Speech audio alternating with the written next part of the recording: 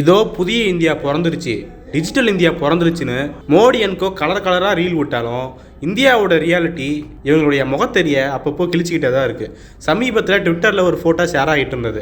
மோடியோட செல்ஃபி பாயிண்ட்டுக்கு முன்னாடி ஏழை மக்கள் சுருண்டு படுத்துட்டு இருக்கிற வருத்தமான காட்சிகள் தான் அந்த ஃபோட்டோ. மக்கள் இப்படி அலல் பட்டுட்டு இருக்காங்க, ஆனால் மோடி மட்டும் ஒய்யாரமாக போஸ் கொடுத்துட்டு இருக்காரு, இது ஒன்று தான் இவருக்கு குறைச்சலா அப்படின்னு நிறைய பேர் கேட்டுட்டு இருந்தாங்க. இன்னும் சில பேர் மோடிக்கு செல்ஃபி பாயிண்ட் அமைக்கிறது மட்டும் காசு இருக்கும், ஆனால் மக்களை முன்னேற்றத்துக்கு அவர்கிட்ட காசு இருக்காது, மனசும் இருக்காது அப்படின்னு சொல்லிட்டு இருந்தாங்க. இந்த கமெண்ட்ஸை பார்க்கும்போது தான் நமக்கு ஒரு செய்தி ஞாபகம் வந்தது. அதாவது இந்த ஃபோட்டோவில் இருக்கிற மாதிரி நாடு முழுக்க இருக்கிற பல ரயில்வே ஸ்டேஷனில் மோடி செல்ஃபி பாயிண்ட் அமைக்கிறதுக்காகவே 1.25 கோடி ஒதுக்கி இருக்கிறாங்க. இதோட பின்னணியை பார்க்கும்போது பகீர்னு இருக்குது. ஓய்வு பெற்ற ரயில்வே அதிகாரியான அஜய் போஸ் ஒரு ஆர்டிஐ ஃபைல் பண்றாரு. அதுக்கு கொடுத்த ஆன்சர்ல தான் மும்பை, நாக்பூர் அப்படின்னு 5 ரயில்வே மண்டலங்கள்ல இருக்கிற 50 ரயில்வே நிலையங்கள்ல மோடி படத்தோடு இருக்கிற 3D செல்ஃபி பாயிண்ட்களை ஏற்கனவே அமைச்சாச்சு அப்படின்னு சொல்லியிருக்கிறாங்க. ஏ கிளாஸ்ல இருக்கிற எல்லா ரயில்வே ஸ்டேஷன்களையும் தற்காலிகமா 3D செல்ஃபி பாயிண்ட் அமைக்கிறதுக்காக தற்காலிகமா அமைக்கப்படுற ஒவ்வொரு செல்ஃபி பாயிண்ட்டுக்கும் 1.25 லட்சம் ரூபாய் ஒதுக்கப்படுறதா சொல்லியிருக்காங்க. அடுத்து சி கிளாஸ்ல இருக்கிற ரயில்வே ஸ்டேஷன்கள்ல நிரந்தரமா 3D செல்ஃபி பாயிண்ட் அமைக்கிறதுக்காக ஒவ்வொரு செல்ஃபி பாயிண்ட்டுக்கும் 6.25 லட்சம் ரூபாய் நிதி ஒதுக்கி இருக்கிறதா சொல்லப்படுது.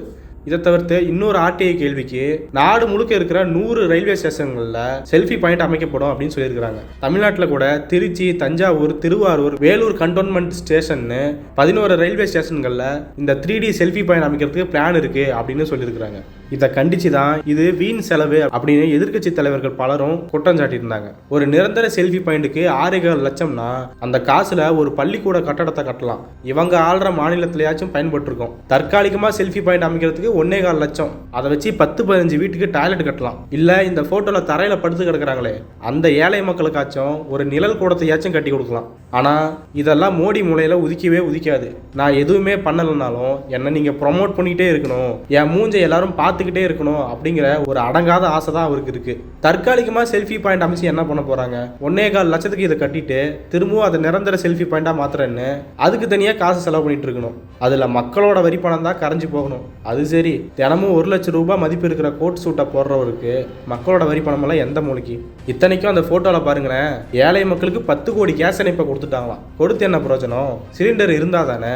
1600 ரூபாய்க்கு சிலிண்டர் வைத்தா எந்த வீட்டில் கேஸ் எரியும்? மக்களோட வயிறு தான் எரியும். புத்தக பிரியர், பயண பிரியர் மாதிரி விளம்பர பிரியர்னு ஒரு சொல்ல உருவாக்கணும்னா அது பிரதமர் மோடிக்கு தான் உருவாக்கணும். அவருக்காகவே தனியாக விளம்பர பிரிவு இயங்குதா? எவ்வளோ பட்ஜெட் ஒதுக்குறாங்க அப்படின்னு வியக்கிற அளவுக்கு இந்த 9 வருஷத்துல மட்டும் மோடிக்காகவே அவ்வளவு விளம்பரங்கள், அவ்வளவு பந்தாக்கள். கடந்த 2018 இருந்து 2023 ஜூலை மாதம் வரைக்கும் மோடியோட விளம்பரத்துக்காக மட்டும் 3000 கோடி செலவு பண்ணியிருக்காங்க அப்படின்னு ஒன்றிய அரசே தகவல் சொல்லியிருக்கு. அந்த அளவுக்கு விளம்பர மோகம் உள்ளவர் தான் நம்ம மோடி. இப்போ இந்தியாவோட நிறைய ரயில்வே ஸ்டேஷன்ல செல்ஃபி பாயிண்ட் அமைக்கிறாங்க. அதே செல்ஃபி பாயிண்ட் கீழே தான் இப்படி மக்கள் சுருண்டு கிடக்குறாங்க. இதெல்லாம் தேசத்துக்கு எவ்வளோ அவமானம் தெரியுமா? நியாயமாக பார்த்தா மோடி செல்ஃபி பாயிண்டில் செல்ஃபி எடுக்க வரவங்கெல்லாம் அப்படியே திருப்பி இப்படி படுத்துட்டு இருக்காங்க இல்லையா ஏழை மக்கள், அவங்கள தான் செல்ஃபி எடுத்து போடணும். ஏன்னா பின்னாடி இருக்கிறது ஃபேக் இந்தியா, முன்னாடி இருக்கிறது தான் ஒரிஜினலான இந்தியா.